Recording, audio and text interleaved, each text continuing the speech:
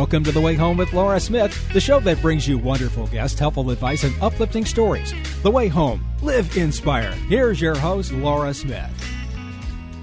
Well, this is a topic that is dear to my heart, and that's not the only reason I'm doing it. There's a lot of women who listen to this radio station, and even though, you know, we used to say that this was the talk format is usually more geared towards men, we are finding that so many women love this format and are listening. And so we have somebody that wants to speak to the heart of women today, women who are looking for their significant other, their soulmate, or just someone to date. And my guest is Lena Ehrenberg.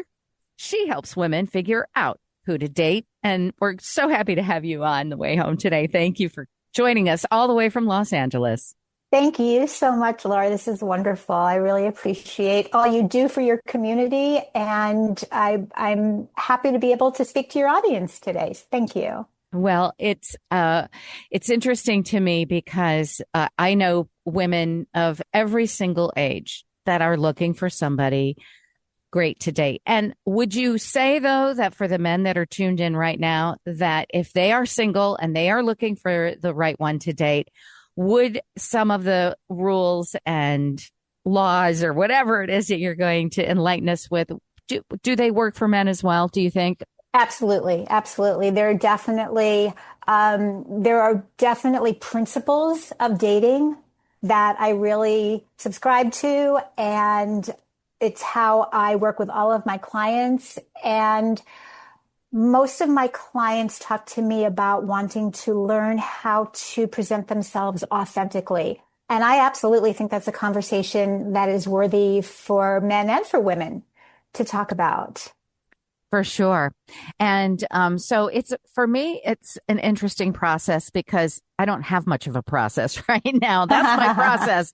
I really am not dating. I am open to it, though, for the first time in a long time. I spent the last 5 years moving my life from New York to the Midwest and buying a new house, getting a new job, taking care of my parents, not taking care of, but, you know, being closer to them geographically so that I could be with them all the time and enjoy them.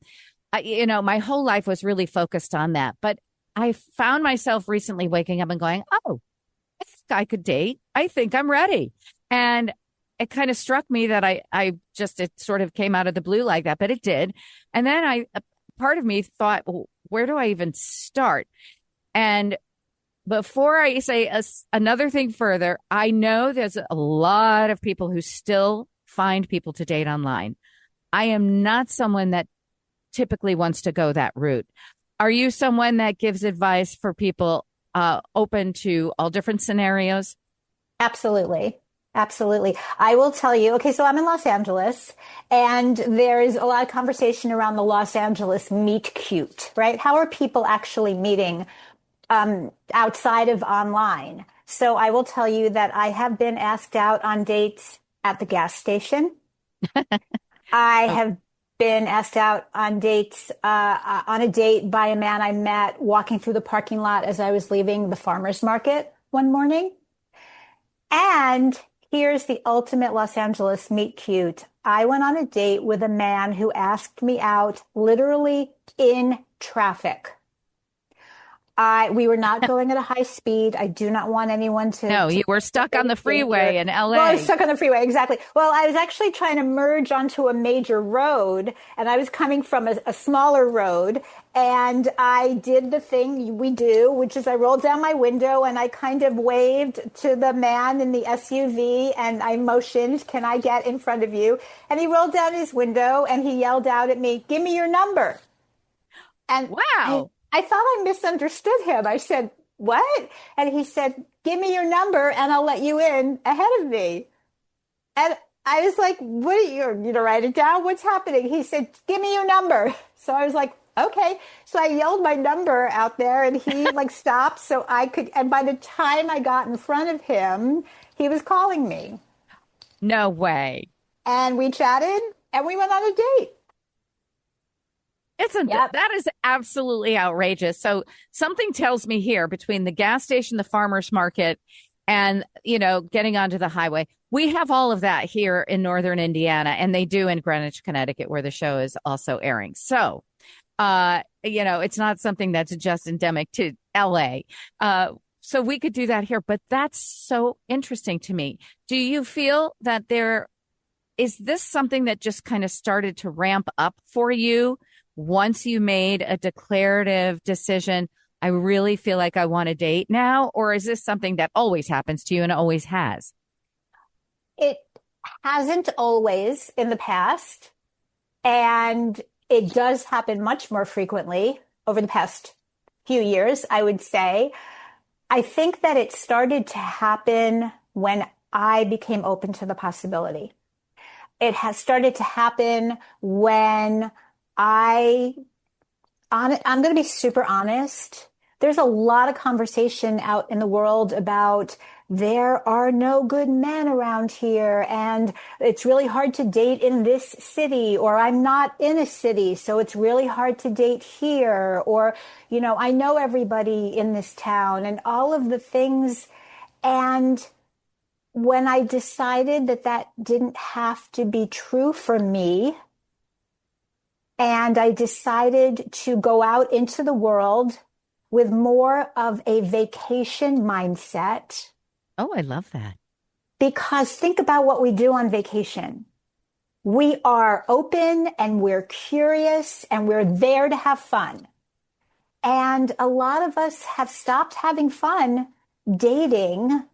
And I'm all about that. That's the other thing I always talk about with my clients. So you're going to learn all of these things. You're going to learn all these ways to meet people who are really quality matches for you. And you're going to figure all of this out. And the bonus is you're going to have fun dating because it's a social activity. We all ought to have fun. It should be fun, but for some people, it's not so much. And why is that? I mean, I am so afraid that, I'll get to the point of getting the date and going on the date, but I'm always so cerebral. I'm like, is this going well? Like, do we have enough in common? Or, I can see already this is going to be an issue. Like, I don't know how to stop myself from being a little bit, kind of not judgmental, but just the mind is going too much. I just need to, like you said, I love that concept of like, be like you're on vacation. So be more playful. Yes, be more open. Exactly. Yeah. Curious is the word, because I don't think that I could be curious and worried at the same time. I just don't think that I could. I mean, maybe I could, but you said something earlier too that has got me thinking. You said, where do I even start? And that's a question that I hear a lot. I hear a lot, how do I do this? How, especially, even if we're not using dating apps, the whole existence of dating apps has changed the dating landscape for people. The whole use of people being on so many social media platforms has changed the dating landscape for people, because now it's become much more casual. And a lot of times people think that they could just, show their interest by a like or a thumbs up or something like that if they're on a dating site, but it really doesn't give us a lot of information about that person. That could be really helpful to you too. That could be really helpful for you to feel like that you know more about this person already before you even decide to meet them in person, meet them for a date. And that might help you then come in and know, I want to know more. It might help you stay in curiosity because maybe you've already heard enough about them that you're thinking, oh, this could be fun. Even if this is not my person forever, I think this could be a really fun evening, or even if it's an hour, even if it's let's meet for a cup of coffee, or let's meet for a walk around the lake or something like that, and so I think that could be really helpful to you too. And, going back to speaking to your male listeners, that kind of getting to know someone at the beginning and keeping a first date really casual is really helpful for both people involved, I think. Yeah. Don't go in there on your very first date and be like envisioning the wedding. Unless, Right. it just happens kind of spontaneously that like you're talking and you just kind of see yourself with that person. I'm sure I've read that that's happened to some people, the sort of love at first sight kind of thing, which I believe that there is. My guest is Lena Ehrenberg, and we're having so much fun. She helps women figure out how to date, but we're figuring out that some of these principles work for men too. And it is interesting to me because obviously, you know, I'm a woman my age is not going to be maybe looking to date in the same way that somebody my daughter's age, right? Mm-hmm. So are there different rules for different times of our lives or different ages, or do you just, that's a big debunk? You don't worry about those things. I think that there are people who feel a different type of pressure when they're dating, depending on where they're at in their lives and what they want for their lives. But I think, again, that the principles are the same and that we all want to meet a partner who is respectful and loving and kind and a good person and shares our values and shares our vision for our lives. And we also want to be that person, don't we? I mean, I know that you do. I know that you are that kind of person. And so that kind of bottom line, being a good human and being a really wonderful companion, that transcends all ages, honestly. Yes, indeed. So, what about the people who think that it has to be super traditional? Like, is it still, because I'm just now starting to think about it and get into it, is it still wait for the guy to ask you, like the guy did who let you in on the highway that day? Do you wait for the man to make the move, or can you make the move? Well, it's interesting. Have you ever heard the phrase dropping the hanky? This came from, I was probably like the 1800s or late 1800s, when a woman really could not be forward, but a woman could let a man know that she was interested. And I've heard the story that women would literally drop their hanky on the sidewalk so that that man who might have been in their peripheral vision would be a gentleman and pick it up for them and hand it back to her. And it was her opportunity to smile and thank him, and in that way open up the repartee. And so that is absolutely something that women can still do who don't feel comfortable necessarily with actually asking the question, asking for the date.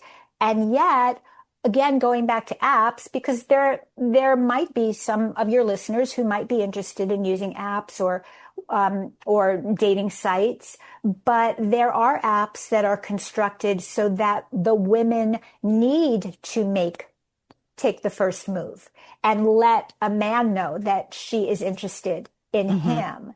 Yes. It doesn't necessarily mean that she has to ask for the date. And if that's something that you're really not comfortable with, absolutely, it goes back to being authentic. It goes back to, you know, the root of your relationship is what's at the root of you. What are your values and how can you best present yourself and feel secure about yourself. And so it's really important to operate in a way that really feels authentic to you. Yes, absolutely. Well, that's the one of the great things about getting older and aging is like you do feel more comfortable in your own skin. You do feel more authentic, like you can be yourself. and you're not worried about what people will think. You're more, when you're my age, you're thinking, well, if they like me, that's great. And if they don't, too bad. It's kind of like that, because Right. I'm too old to be worried about, trying to please somebody or trying to change my personality to attract somebody. One of my things that I've always said, and my other friends who are also single, we say we would love to meet somebody by having someone introduce us to someone they know, because that feels a little more reliable than, say, online dating, which they could look like a tall glass of water and all that and then some, but you really don't know their background, and you might never. It's just the reality of when you do something online. But if somebody who who loves you, who thinks you're awesome, says, oh, hey, you know what, I have this great friend and I know he's single and blah, blah, blah. And I think you guys would hit it off. You both love this, or you both love it. I think that my friends and I always say that's what we would love. We would love it for people around us who love us and know us, would think of us when they're like out and about in their families and their friends, and they see someone who is single that we might be a good fit with. That's like a dream come true. It doesn't happen that often, but I have found myself telling people, hey, by the way, I am interested in dating. If you know any, these are people that I really respect and people that I love to be with. Obviously, I'm assuming their friends or their family would be akin to what they are like. So Absolutely. What do you think about that? Is there any reality to that? Have you done any research and found out that maybe people who are introduced almost like, well, not as drastic as in like India, where you're matched by your parents, Right. but the so-called introduction, is there good success with that? Well, I'll tell you my experience. I think that I've been introduced through a friend. I've lived in 3 different states, and I've had friends in 3 different states and all of that. And so I've probably been introduced to people 6 or 7 times in my life. And it was very nice, and I had a nice date, and none of those went past a first date. And I honestly, for my experience, it didn't work out. There are a lot of people for whom it does work out. But again, I think it depends. Like you just made the point. Who do your friends know? It really depends. But there are things that you can do to keep yourself safer when you're dating online. And there are things that you can always do to keep yourself safer, even when you're meeting someone through friends or at the farmer's market or wherever it might be, that there are just the basic awareness of doing as much due diligence as you can beforehand to really find out who this person is, and at the very beginning, the first at least 2 or 3 dates, I would always say, arrange your own transportation. You don't want someone to come to your home. You don't want to be getting into a vehicle with someone. You don't want to, not have a way to get back home after your date. And so, and I'm sure that your listeners are really savvy enough to know that just like we would be taking precautions to keep ourselves safe in other areas of our lives, we want to do that when we're dating as well. And, there are also ways that we can protect ourselves online. There are other kinds of situations online that can be unsafe. And so you always want to be aware of your own thinking and how are you presenting in this situation. Absolutely. I think more than anything, it would be great to sit and just talk to you and get some wonderful tips and all the experience you have. How can people get in touch with you to have sessions with you on how to find the right person to date Lena Ehrenberg? What is a good website or email? How is it? Do you do it over Zoom? I do it over Zoom. Absolutely. I do. Thank you. Yes. So my website is lenaehrenberg.com, LenaEhrenberg.com. EHRENBERG.com. And if you're on Instagram, I am there at Have More Love. Have more love at Have More Love. Well, you are very loving for sure. And I've had you on the show before, but this is a different topic. And I love where it's going. LenaEhrenberg.com. And Ehrenberg again is spelled EHRENBERG. LenaEhrenberg.com. Thank you. And boy, you'll have to come back after maybe I have some good news. I would love to. I want to hear it. Great. Thank you so much. You're listening to The Way Home with Laura Smith. Once again, here's Laura. Well, I know for years and years we've been hearing of the really amazing work that Hazelden Betty Ford Foundation has been providing for people with addiction issues for so many years. I don't even know how long, but we're going to find out because Dr. Joseph Lee is here. He is the president and CEO of Hazelden Betty Ford. So nice to have you. Thank you for joining us. Thanks for having us on, Laura.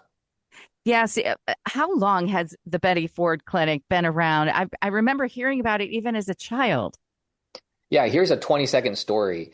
We started in 1949 at a time when everyone thought addiction was a moral failing.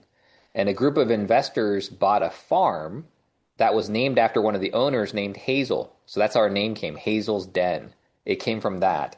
And then later we merged with the Betty Ford Center. And a lot of people know the story of Mrs. Ford, the first lady that spoke out bravely, first for breast cancer, and then her addiction and recovery journey. So that's our moniker, our legacy. And we continue to lead the way in that spirit. Thank you for sharing that. And I know that in addition to addiction care and addiction issues, that you also help with mental health. So when you have somebody that might be dealing with both, you are now dealing with that in a very special way. Tell us about that. Yeah, the backdrop of what people are experiencing in the country, there's a mental health and addiction crisis that I think we've all read about, we feel in our families. There's been an erosion of community pillars. People feel disconnected and more lonely than ever before. I think in some ways technology backfires and social media can make things worse in this regard. And so in this backdrop, we see a lot of people struggling with both mental health and addiction issues. And I would say throughout my career, it's been the norm and not the exception, Laura, that people have both addiction and mental health conditions that come together. A quarter of Americans across the country that are above 18 have a diagnosable mental health or addiction condition. And here's a fact that a lot of people don't know. 7.5 million kids across America have parents who have active addiction currently. So this affects everybody, and this is what we see. The problem when people are interacting with mental health, because if I ask someone, do we have a mental health crisis in America? I think they said, yeah, there's a big problem with mental health and addiction. If we were to ask them, do you like how mental health and addiction treatment is delivered? I think they'd say no. Mm-hmm. And I think it's because the care is really fragmented. You have people getting their medications in one place, therapy in another, depression treatment somewhere else, their families going to some other counselor, their children are completely neglected. None of these dots are connected for people. The other thing is that quality control in our field is very poor. If you compare it to cardiology or mainstream healthcare, you wouldn't go to a hospital, Laura, where they put in IV lines 16 different ways depending on the nurse that you got.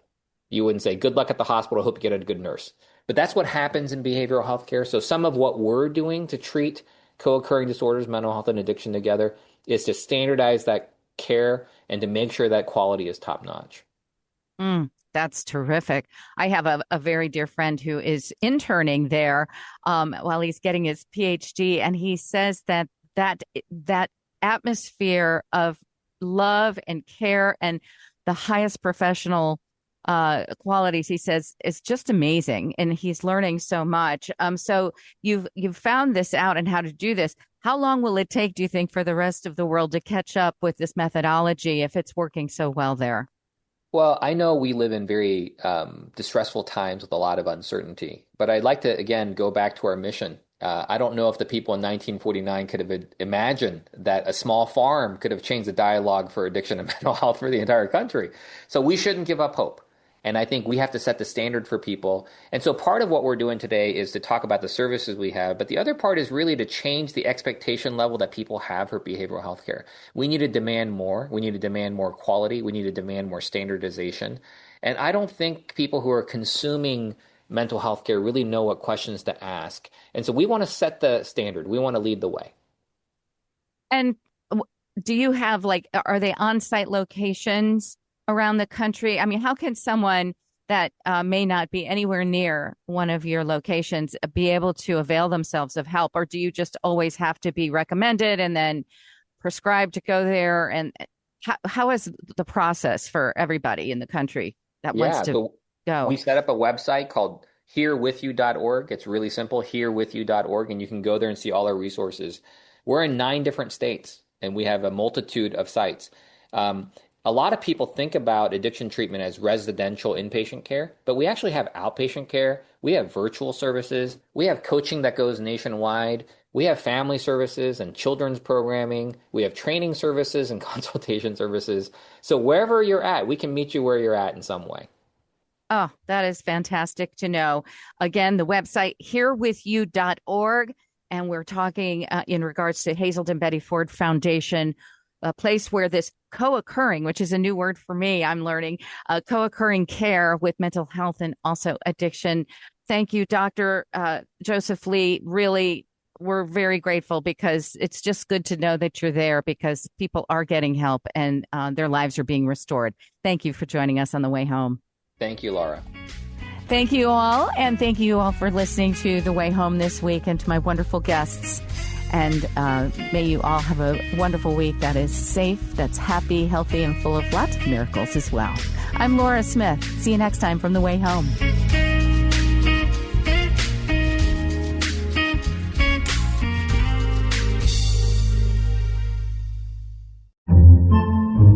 Podcasts by Federated Media.